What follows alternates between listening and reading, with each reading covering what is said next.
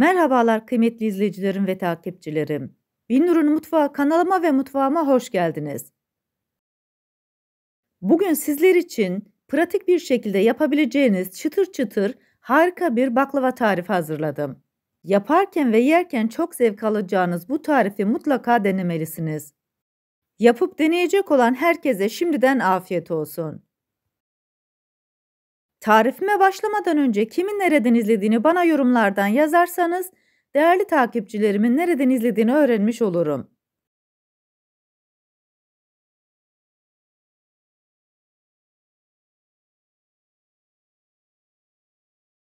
Sizleri daha fazla bekletmeden bu leziz baklavanın tarifine geçiyorum. Herkese iyi seyirler. İlk olarak şerbetini hazırlayacağız.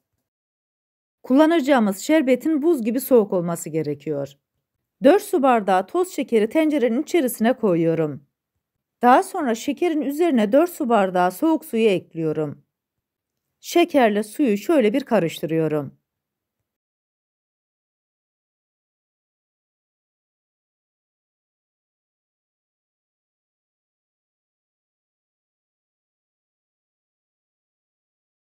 Şerbetin içerisine yarım limonun suyunu sıkıyorum ve kabuğuyla birlikte şerbetin içerisine atıyorum.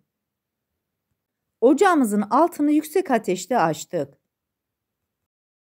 Şerbetimizi arada bir karıştırarak kaynatıyoruz.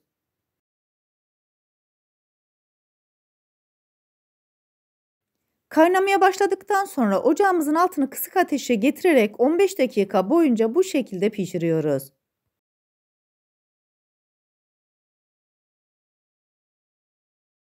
...15 dakikanın sonunda şerbetimiz oldukça güzel kıvamını aldı. Altını kapatıp soğuması için kenara koyuyoruz. Baklavamızın hamurunu hazırlıyoruz. Bunun için 1 çay bardağı oda sıcaklığında bekletmiş olduğumuz süt, 1 çay bardağı zeytinyağı, 1 çay bardağı suyu yoğurma kabının içerisine koyuyorum. Tarifimde kullanmış olduğum çay bardağı ölçüsü 125 mililitre. 2 adet yumurtayı ekliyorum. Yarım paket kabartma tozu, 2 yemek kaşığı üzüm sirkesi, sadece 1 fiske de tuzu koyuyorum. Bütün bu malzemeleri spatula yardımıyla karıştırıyorum. Bu arada tarifimi buraya kadar izleyip beğendiyseniz ve hala kanalıma abone değilseniz, abone olup beğeni ve yorumlarınızla beni desteklerseniz çok sevinirim. Malzemeleri yeterince karıştırdım. Unumuzu azar azar kontrollü bir şekilde ekliyoruz. Bu tarifimde 5 su bardağı un kullandım. Kullandığım su bardağı ölçüsü 200 mililitre.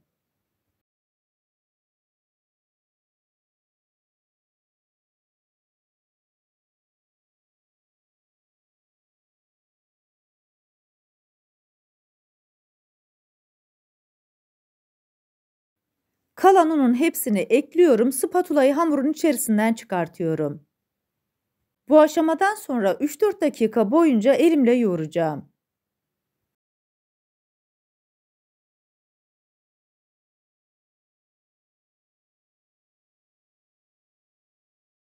Hamurumuzun kıvamı oldukça güzel oldu. Hamuru şöyle bir düzeltiyorum. Daha sonra temiz bir poşetle hamurun üzerini kapatarak 20 dakika boyunca bu şekilde dinlendiriyorum. 20 dakikanın sonunda hamurun üzerini açıyorum.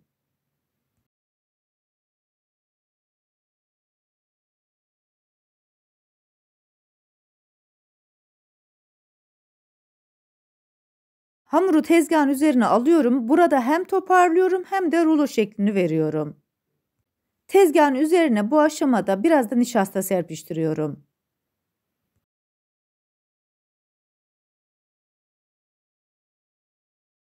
Rulo yapmış olduğum hamuru ilk önce ortadan ikiye kesiyorum. Daha sonra kestiğim parçayı tekrar rulo haline getiriyorum. Bu parçayı da 6'ya kesiyorum. Yani hazırlamış olduğumuz bu hamurdan toplamda 12 tane parça keseceğiz. Bu parçalardan da 12 tane beze elde edeceğiz. Bezeleri koyacağımız tahtanın üzerine biraz nişasta serpiştiriyorum. Bu aşamadan sonra baklavamızı yaparken hep nişasta kullanacağız.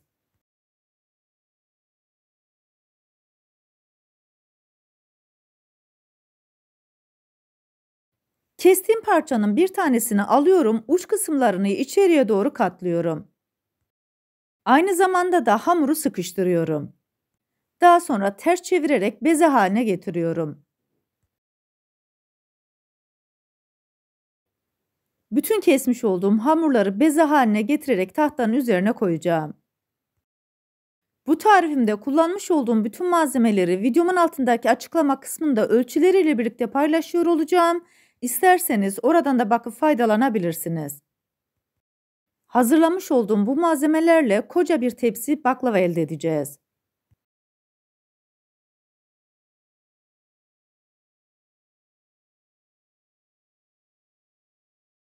Hamurların hepsine beze şeklini verdim. 12 adet beze elde ettik. Üzerine biraz nişasta serpiştiriyorum. Daha sonra temiz bir poşete geçirerek 1 saat boyunca oda sıcaklığında dinlendiriyorum. Baklava hamurunuzu ne kadar çok dinlendirirseniz açması o kadar kolay olur. 1 saatin sonunda baklava hamurlarımız artık açmak için hazır. Bir tane bezeyi alıyorum, nişasta serpiştirmiş olduğum tezgahın üzerine koyuyorum. Diğerlerin üzerini kurumaması için kapatıyorum. Bezenin üzerine biraz daha nişasta koyarak oklava yardımıyla açabildiğim kadar ince olacak şekilde açıyorum.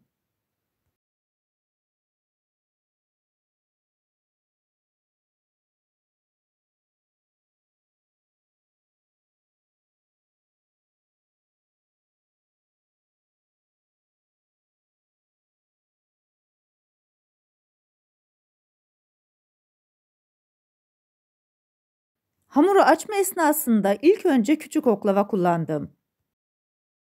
Yufkayı biraz büyüttükten sonra büyük oklavaya geçtim. Sizler istediğiniz şekilde açabilirsiniz.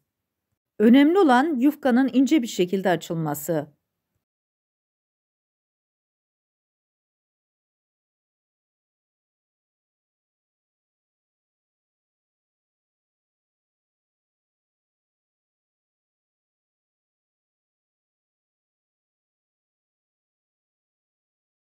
Yufkamızı yeteri kadar açtık.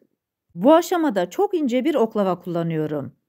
Uç kısmından başlayarak diğer kısma kadar sarıyorum. En son kısma geldiğim zaman 2 ya da 3 parmak bırakıyorum. Daha sonra her iki tarafından sıkıştırarak büzüştürüyorum. Bırakmış olduğum bölümü hafif elimle bastırarak diğer kısmını oklavadan çıkartıyorum.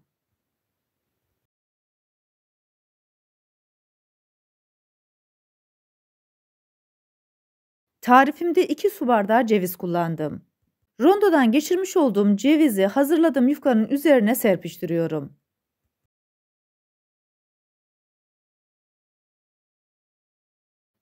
Daha sonra her iki ucu ortada birleştiriyorum.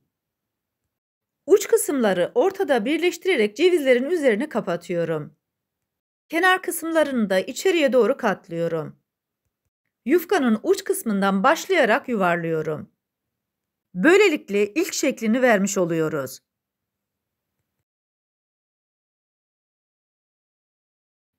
Büzüştürmüş olduğumuz baklava yufkasını bir karış aralıklarla kesiyorum.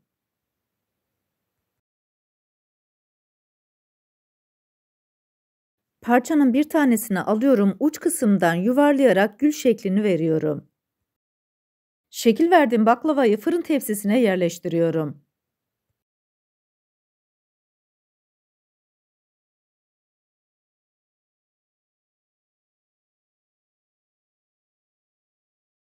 Baklavayı yapma aşamasını sizlere tekrar göstermek istiyorum.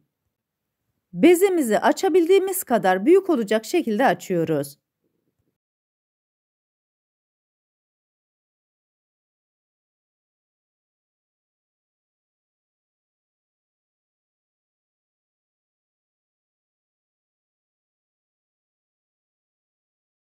İnce bir oklavayla uç kısmından başlayarak diğer uca kadar sarıyorum. En son kısma gelmeden 2 parmak kala bırakıyorum. Oklavanın üzerindeki hamuru her iki tarafından sıkıştırarak büzüştürüyorum. Daha sonra elimle hafifçe bastırarak tekrar açıyorum. Rondodan geçirmiş olduğum cevizlerden içerisine serpiştiriyorum.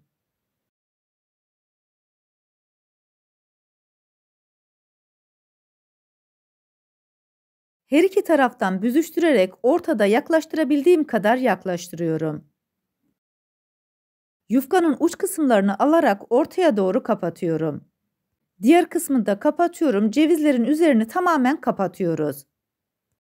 Boşta kalan her iki ucu da içeriye doğru katlıyorum.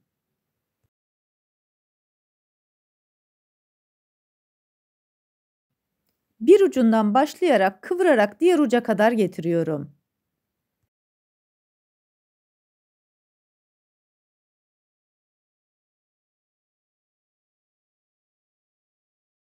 Şekil vermiş olduğum yufkayı bir karış aralıklarla kesiyorum.